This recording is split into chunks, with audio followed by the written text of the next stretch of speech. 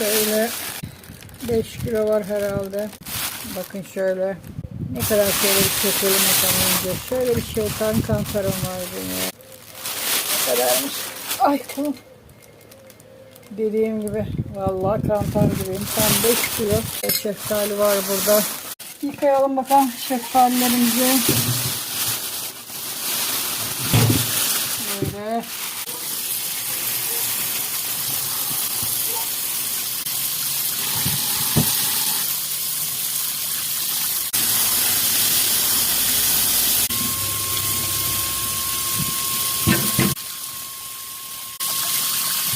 İkisini yıkadık.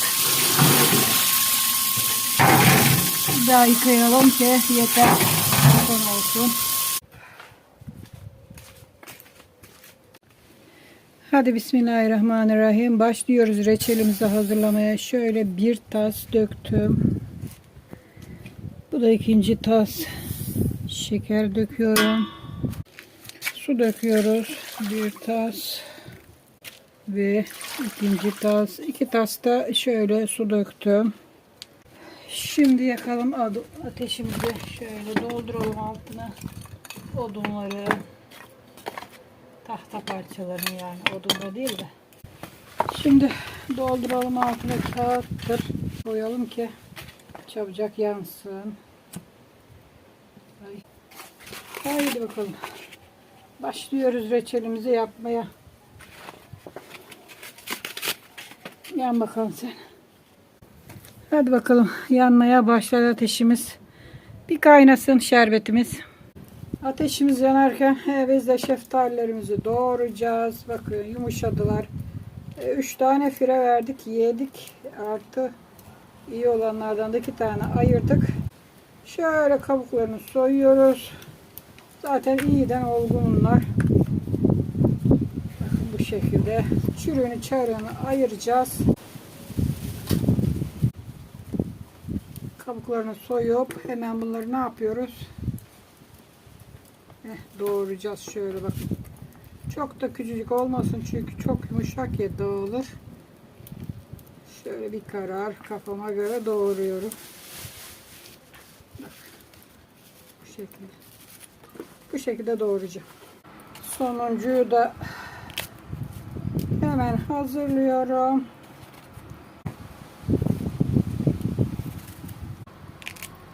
Sonuncuyu da soydum.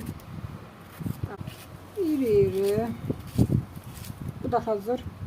Bu kadar şeftalimiz var arkadaşlar. 5 kiloydu ama biraz yendi dediğim gibi. Şimdi ben bunları içeri koyayım da şerbetin hazırlanması bitsin. Daha sonra getiririm. Haydi bakalım kayna kayna. Hayırdır hala kaynamadın ya. Şeftalileri soydum, hazırladım, doğradım. Sen niye kaynamadın? Hayırdır kazancılar mı çöktü başına? Hadi bakalım kayna. Şerbetimiz kaynamaya başladı. Bakın şimdi bu şerbet baklava şerbeti gibi koyu bir şerbet olacak. Sulu bırakmayacağız. Biraz koyulana kadar kaynatacağız. Evet, şerbetimiz kaynıyor. Şimdi üzerine limon suyunu vereceğim.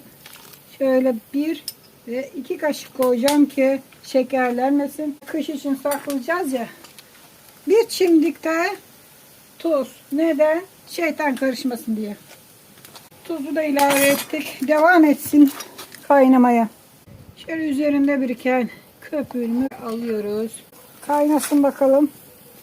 Bakın şimdi şerbetimiz koyuldu. Baklava şerbeti gibi bakın ağır ağır akmaya başladı. Bu oldu. Şimdi hemen şeftalileri içine bırakalım. Hemen şeftalileri getirdim. Tamamdır. Şeftalileri ilave ettik. Şimdi duracak kaynaması da biraz. Şimdi kaşık sokmuyoruz. Kendi kendine tekrar kaynayacak. Soğudu çünkü şeftalileri atınca. Tekrar başladı yavaş yavaş köpürerek kaynamaya. Şöyle kaynamayan tarafta yavaş yavaş böyle bir karıştıralım ama sakın langır langır karıştırmayın. Yaparsanız şöyle sakin sakin devam etsin.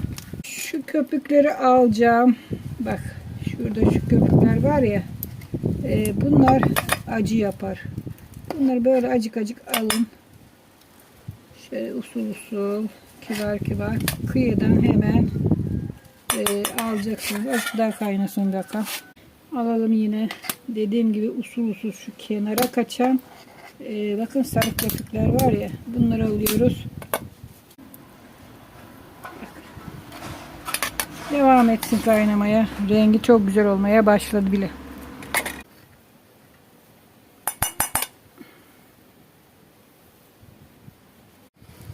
Şöyle biraz yağ atacağım. Bu yağ bunun köpürmesini yavaşlatacak. Hem de parlaklık verecek. Evet, reçelim şu anda çok güzel kaynıyor. Kışlık olacağı için biraz koyu kıvam olana kadar kaynatacağım. Ama kırmızı lokum gibi çok güzel bir reçel olacak. Bayağı kıvam almaya başladı. Ama biraz daha alsın. Bakın, şeftaliler hiçbir zaman dağılmadı. Çünkü karıştırmadık. Kendi kendine böyle pişiyor. Çok güzel oldu. Reçelimiz gördüğünüz gibi kıvam almaya başladı. Köpürerek kaynamaya başladı. Böyle sürekli köpürerek kaynıyorsa bilin ki koyuldu bu demektir. Şu altındaki ateş sönene kadar, yani birazcık daha kaynasın. Tahtalar azalsın, şu altındakiler. Bir daha tamamdır. Evet, benim reçel oldu. Şöyle bakın, sizin kıvamı göstereyim. Bu böyle soğuduğu zaman tam böyle ekmeğe sürmelik, banmalık bir kıvam olacak. Şöyle bakın, dağılma var mı? Yok. Hepsi de çok güzel oldu. Şimdi kavanozlara dolduracağım.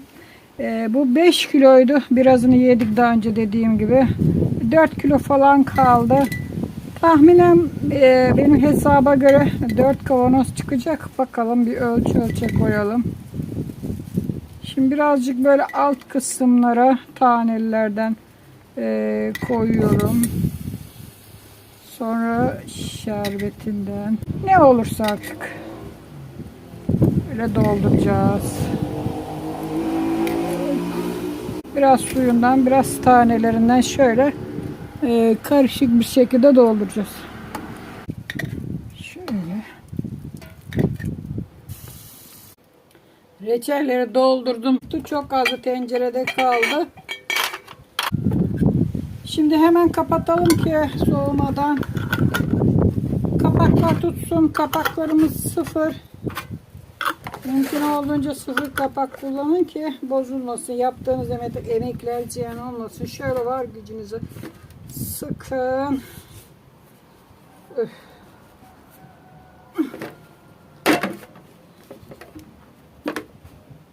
Böyle var gücünüze kuvvetli. Bunu da bakın, gördüğünüz gibi şuraya kadar meyveler yukarı çıktı. Bu alttaki yaş şerbeti bayağı bir meyveli. Hemen şimdi ters çeviriyorum. Garanti olsun, o kadar emek sarf ettim. Tutsun bu kapaklar. Tutmamazlık etmesin. Yoksa yazık, günah. Ters çevirmeden de tutuyor deniyor ama biz işimizi garantiye alalım. Çok az tabakta kaldı. Şimdi onu da koyacağım size.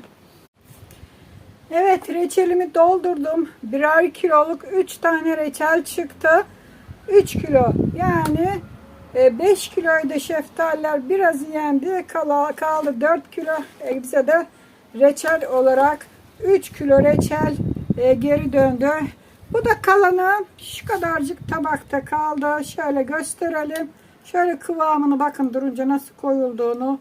Renginin ne kadar güzel olduğunu. Kıpkırmızı bir renk oldu. Cam gibi parlak. Evet, benden şimdilik bu kadar. Umarım beğenmişsinizdir. Kara tencerede ocak başında reçelimizi yaptık. 3 kiloluk kışlık reçel hazırladık. Daha da olursa yine yaparız. Neden olmasın ki yani. Hadi bakalım. Hoşça kalın. Kendinize iyi bakın. Sağlıcakla kalın. Yine güzel videolarda görüşmek üzere.